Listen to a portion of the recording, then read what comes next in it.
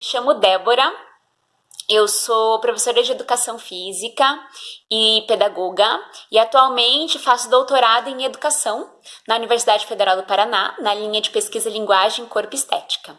E eu criei esse canal justamente para compartilhar um pouquinho com as pessoas os estudos que eu tenho feito, as leituras que eu tenho feito e os devaneios que tudo isso me leva a pensar, a refletir, a imaginar e etc. Sobre a criança, sobre a infância, sobre o corpo da criança e sobre a criança em movimento. Então, esse é o principal sentido desse canal e que eu possa compartilhar com vocês também esses meus estudos, essas minhas reflexões, que não fique só para mim, mas que eu possa disseminar esse conhecimento. Então, esse é um espaço para isso. E hoje, eu quero compartilhar com vocês a leitura que eu fiz de um trecho de um capítulo, na verdade, deste autor aqui, do David Le Breton, do livro Antropologia das Emoções. Bom, nesse capítulo, ele vai trabalhar a dimensão do corpo e a questão da comunicação. E um dos itens, e aí ele vai falar de gestualidade, de mímicas. E aí, dentro dessa questão da gestualidade, ele vai tratar da questão do beijo. E essa questão do beijo, ela mexeu muito comigo. Por isso que eu quero compartilhar com vocês. E mexeu muito comigo pensar isso com relação à criança pequena, com relação à criança. Para isso, eu quero ler um trechinho do que ele fala sobre o beijo, sobre a criança. E aí, para eu dar continuidade nessa discussão.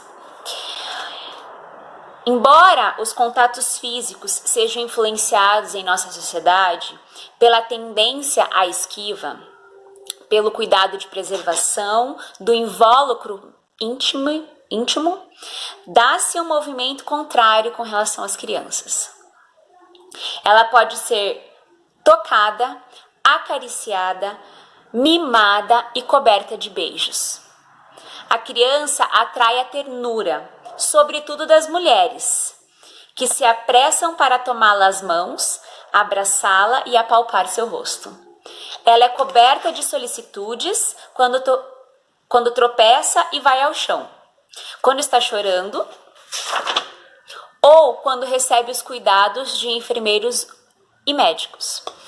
O seu rosto é o local privilegiado da ternura. Beijam-se as bochechas, a testa, etc. E espera-se que também ela beije como reconhecimento de um presente ou de um sinal de atenção que acaba de receber. Então, essa é a leitura do Le Breton, página 101 e página 102. E aí o Le Breton, ele vai apresentar algumas questões com relação ao beijo, né?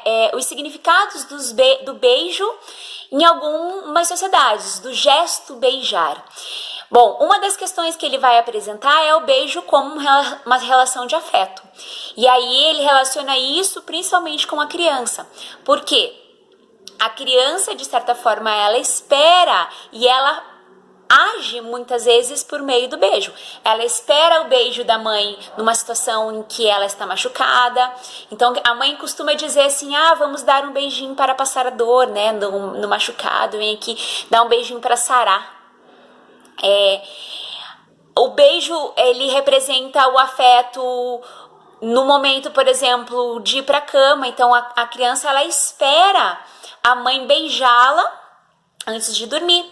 Geralmente é um rito de boa noite, vamos dizer assim, entre mães e filhos.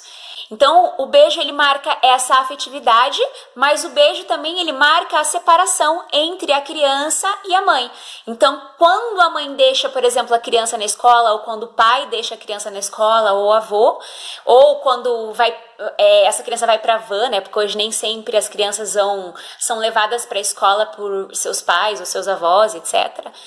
Normalmente esse gesto, ele é um gesto de separação. Então, quando a criança entra na escola, dá um beijinho na mãe, dá um beijo no pai, dá um abraço no avô, um beijo na avó, um beijo no avô, no primo, etc., quem leva ali para a escola.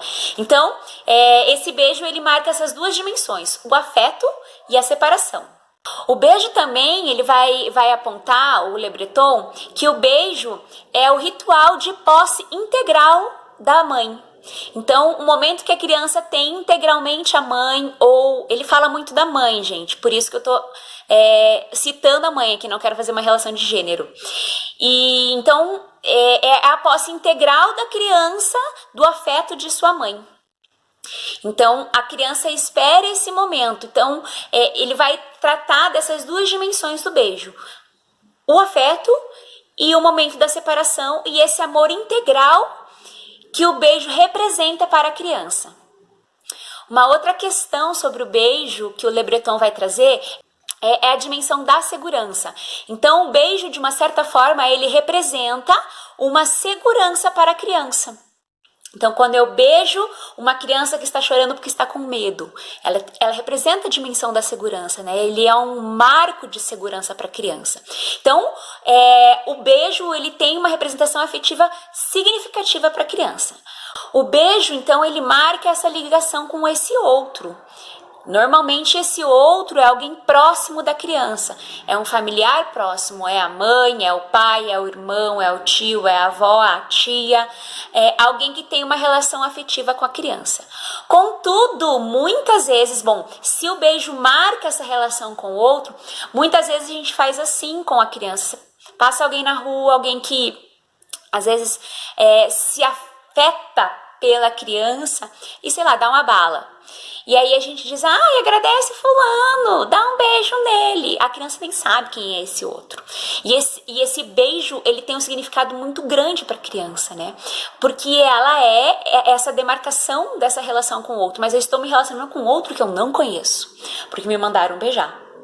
Ou então, em determinadas situações em que a criança faz 500 anos que não vê aquela tia, 300 anos que não vê a sua melhor amiga, e você não vai dar um beijo pra cumprimentar ela. Você não vai dar um beijo pra cumprimentar ela. Então, muitas vezes o adulto faz isso, né? E se a gente olhar agora essa questão do beijo, por exemplo, com o adulto não sai beijando uma pessoa que ele não conhece. Né? Um adulto, vamos dizer, um adulto de 20 e poucos anos que vai na casa da sua melhor amiga, mas não conhece a mãe, vai a primeira vez conhecer a mãe da sua amiga, normalmente ela não sai beijando essa mãe da amiga para cumprimentar essa amiga, embora o beijo seja esse rito de entrada e de saída num determinados ritos, em determinadas situações, né? Mas com a criança a gente faz isso. Então a criança não conhece esse outro, por vezes, ou ela não lembra quem é esse outro, mas a gente faz essa criança beijar este outro. Beija fulano, porque ele tá te cumprimentando, você não vai responder. E ainda faz em tons acusatórios, por vezes, as crianças. Olha, tá com vergonha? Esse é o jogo do mato. Ou outras coisas assim.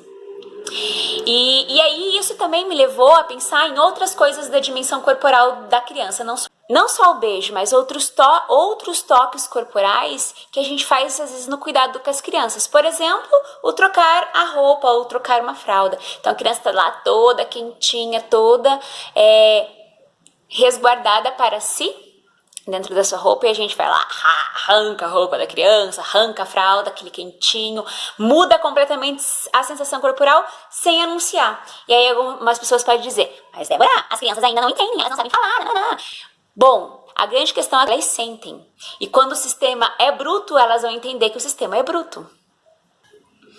Então, são esses toques desavisados na criança, em que a gente pode anunciar que nós estamos fazendo o momento do banho, o momento em que eu vou limpar o nariz dela. Gente, o nariz, apertar a bochecha, essas coisas todas. Olha o toque no corpo da criança, porque ela é fofinha, que a gente faz desavisada, de forma desavisada.